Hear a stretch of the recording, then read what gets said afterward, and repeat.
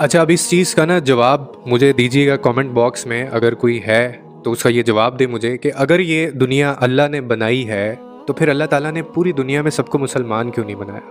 अगर ये दुनिया भगवान ने बनाई है तो फिर इस दुनिया के अंदर सबको उसने हिंदू क्यों नहीं बनाया?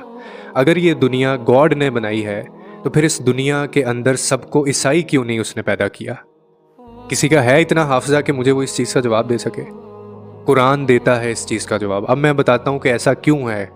कुरान में आयत है जिसका मफहूम है, और अगर अल्लाह चाहता तो तुम सबको एक ही जमात बना देता, लेकिन वो जिसे चाहता है गुमराह रहने देता है और जिसे चाहता है हिदायत दे देता है।